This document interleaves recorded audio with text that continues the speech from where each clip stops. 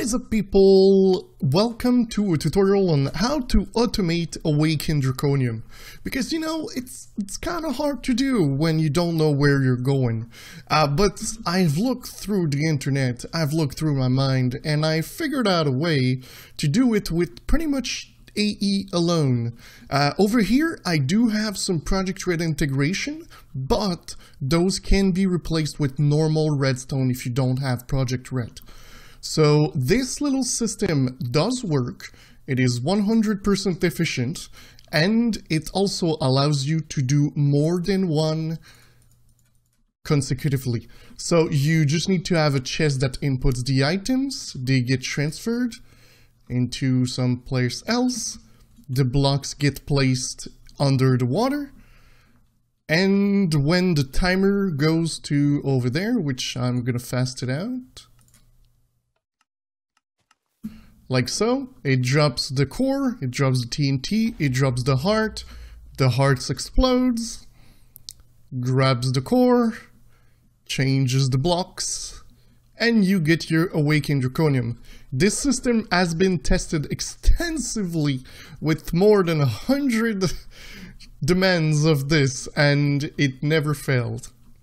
So this works 100% of the time if you follow the tutorial that I'm about to do. 100%. There you go. Takes the blocks, sends them here. Again, this is just me putting the items in the same chest that they come into. But you could just send that somewhere else. It isn't a problem. So in this tutorial, I will show you how to build this. I will also show you at the end of the video how to change this little setup here for the redstone into vanilla redstone if you would like so. So let's just get on to it. In the chest here are all the items you will ever need to make this. Some of them are a little bit optional, you can add more or reduce the amount. You're going to need 7 ME formation planes, 4 annihilation planes, 1 piece of redstone if you do the Projectred, which is also going to need a timer and a state cell. Gonna need 1 or 2 storage bus, which, well, actually you need 2, that's 100% 2, but you can have 1 chest or 2 chests depending on what you want. 1 import bus, 1 capacity card, 3 acceleration cards. This can be changed if you don't have the material, just add more time to the state cell. You will need 1 cable anchor and 1 ME level emitter. You will need 4 dense cables, a yellow. I'm using different colors so that you don't have to use more cable anchors. I would tell you to do the same to separate your networks. So I'm using 4 dense yellow cables, 14 normal cables yellow, 9 reds, which can be more if you want to output the chest somewhere else, 2 blue cables, which are only for the inputs over there, 3 quartz fiber, 1 inverted toggle bus, and 1 toggle bus. You will need some sort of power to power your system. You will need 1 interface, 1 ME controller, a block of some sort to put at the top and around the water. You will need 5 blocks or 4, you don't need the one under the one at the top, for the redstone, 4 buckets of water, or 2 if you place some blocks under, and 2 chests. Okay guys, so what I will do is I will go layer by layer how you need to build this thing. The first thing you're going to want to do is place your 5 blocks, or 4 if you don't want to have this one, you can remove it. I'm just going to leave it there. And this is where the redstone is going to go, but we're going to do the redstone at the end. For the first layer, what you need is everything that is in my inventory. You can pause the video, take everything that is in there and place it in your own inventory. Okay. The first thing you're going to do is place 1 piece of blue cable here, or the cable that you chose. You're going to place a quartz on the left side and the inverted toggle bus in the front. This is where the magic will happen to fill out everything. You're then going to need to grab your Dme Interface, your power of some sort, and your controller. The interface is going to go in the back, right here. The Dme controller is going to go where the fiber is, and your power is going to come into the Dme controller. Remember that this is a separate network. It cannot be connected to your main AE system. It needs to be separate, and the items need to come in here by some sort of going to the chest from an Dme interface with a pattern or something, but it cannot be in your main system. Also, it is really important that the power comes from this system here, or that it, well, actually no, it needs to come to the Dme controllers to be 100% certain that your whole system has power. In front of your Dme controller, you're going to place your chest. Then you're going to take your storage bus, place it on the side here, and then you're going to place your second cable right there. Everything should light up, even the inverted toggle bus should add a color that will match your cable. Okay, then you're going to take your anchor, you're going to place it on top of your Dme interface. You're going to take your yellow cables, and you're going to take also the import bus. The import bus will go straight on the side of the interface, which means that it's importing on this side. You can shift right click to place it. And then you're going to go 1, 2, 3, 4, and 1, 2, 3, and 4. This is where the formation planes are going to go. On top of this part here, you're going to place your Dme toggle bus right here. The toggle, not the inverted. Toggle goes there. Okay, then you're going to take your 4 formation planes and you're going to place them right here. So the redstone will be done at the end, just so we don't activate something. Okay, so this is the first layer. For the second layer, you will need everything that is in my current inventory. Some block of some sort, doesn't need to be 64 blocks. Dme annihilation plane for dense cables, 2 quartz, 1 storage bus. This one can be moved. The Dme level limiter, and a smart cable, 9 red smart cables, or the color that you chose. So what you're going to do is you're going to, from the last layer, you're going to place 1 quartz cable right here. And then you're going to place your 4 dense cables, like so, going through the Dme controller. So this one should be getting the power, but currently it's not getting any channel since there's this guy that is not activated, which we need to remedy on this. We need to make this better. You're also going to need your second quartz cable right here. And then you're going to take your red cables and you're going to go all the way around like so. Oh, this one is not needed. And what I do is I send my storage to the same chest. What I do is I place it here and I do that. You can, if you want to move this completely, like I said, to a different storage, it will not change anything. Just keep in mind that you cannot put any cables on those. You need to leave these empty. Okay, the last step, well, last to last step, you need to place your 4 destruction plane or annihilation plane over there. You will also need to place 2 blocks here so that water doesn't flow out. So these 2 blocks are important so that the water that will be here when there's no blocks doesn't flow out. And then you will take your level limiter and place it right here. You will not touch it, you leave it like this. And this is the second layer. The third layer is without a doubt the hardest layer of them all. It's kind of a joke. You're going to place one yellow cable here and 1 up. And you're also going to go from here all the way to your level emitter that is right here. Then you're going to place a formation plane here, here, and there. And this is the third layer You just need to place some blocks. Again, those blocks are your choices. I'm using some tinted glass from Z-Tone because I find that they look amazing. Those here are not needed. I would tell you to place blocks around your formation plane here to make sure that you get no blocks out, because it does push it on the top, but it might happen that sometimes it just goes on the side, and you want it to stay on the top here. Alright, so this is the third layer.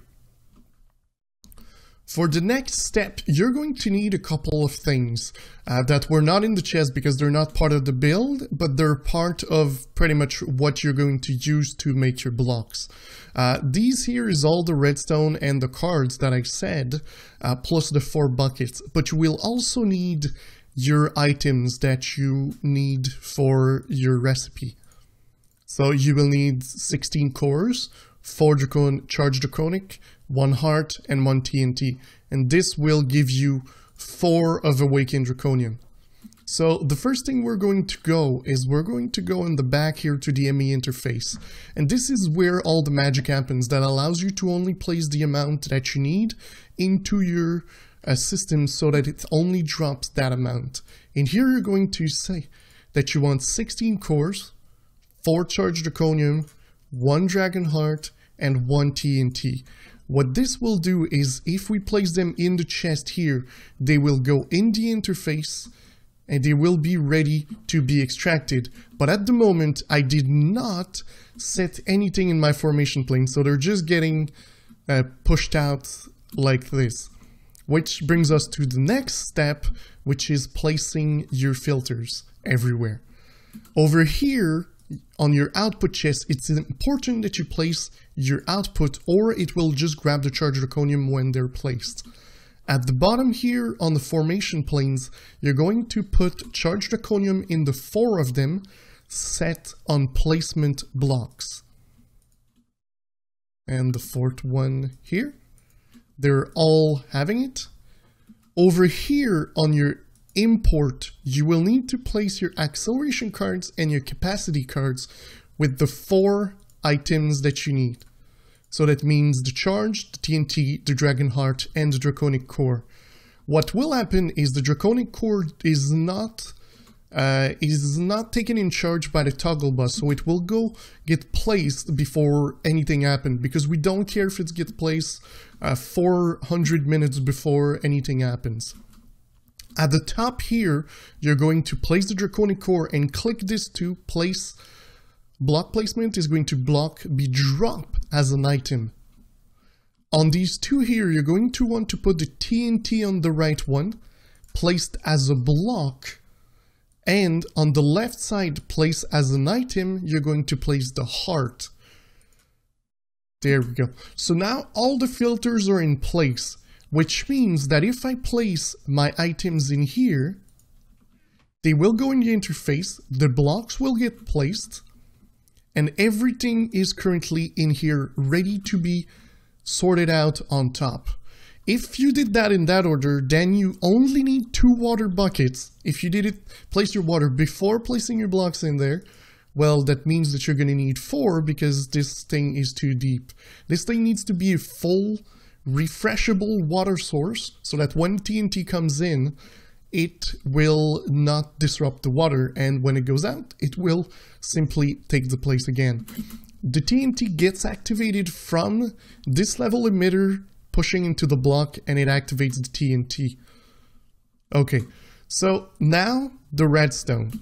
So you're going to go at the bottom here and you're going to place a timer here on 42 seconds. You can play with the timing if you want. For me, it is the time that I found to be the most amazing. Then you're going to use your state cell here. The input is here, the output is there, and you're going to push it on 5 seconds. And then you're going to place your redstone right here to block this from starting to turn. It will simply power itself and block it for 5 seconds, and then it will restart again. So normally, everything is placed and everything should work. Let's cross our fingers that I did not forget something for you. So there we go. the items are getting pulled out, the TNT will explode, activate the heart will grab the draconic core, change your block, and output all this into here. The reason why you can use a single chest to have the output and the input is because the interface here will only grab those 4 items right there. So there we go. It should explode in a second. The blocks will get destroyed. And your items are in here. So this is the whole system. So let me just do the redstone to prove you that it can be done in vanilla and that you will be able to use it if you don't have Projectred. This can also be replaced by a sequencer from RF Tools if you put the right timing. To have 42 seconds and 5 seconds, it will work. So let me do the vanilla Minecraft redstone for you, and I'll show you for people who needs it. Alright guys, so I am not an expert into vanilla redstone, but this is the system that can make it work. So you will have a Ito upper here with the 2 pistons pointing into each other with the redstone. You're gonna need 2 repeaters so that they take some time so that it goes there. In here, you're going to need 53 items, which I had 52. 53 items of any sorts, which is going to make the 42 seconds delay, which is going to point into a 1-tick pulse, which is going to expulse the block here. Then it's going to send a signal to another Ito clock that has 7 items into it, which is the 5 seconds. But as you can see, when it's not on, this clock does not run. So here you're going to have to invert the signal so it pushes the block. Then after a couple of seconds, I think it needs 2 more to be certain, because this looks kind of quick. I use a calculator online for this, but what you're going to need is when the block is on this side, you're going to send back the signal to your piston so that it retracts. Again, you need a 1-tick pulse. There is probably a way to make this way more space efficient, by using Projectred and integration. But yeah, this is just to prove that it actually works. And you can see here that the time does actually spend a lot of time there. And when it's done, there you go, it's activated for 5 seconds, turns off. And yeah, so the thing that would be is to look at the timing. I'm not 100% certain that this is about 42 seconds, but just make sure. If it was you and using this, I would put a full stack, but that is me, just simply because I don't know, I feel that it makes more sense. But you can, you can check if you download the Project Ozone and test it like this. You will be able to see those, and if this matches that, well, you will see that they are the same timer. If you start them at the same time, of course. I think this one is a lot slower, so maybe this thing needs more timing. But this system, vanilla, will make it work. So guys, if you enjoyed the tutorial, don't forget to leave a like. If you loved it, don't forget to subscribe. And I'll see you next time. Bye bye.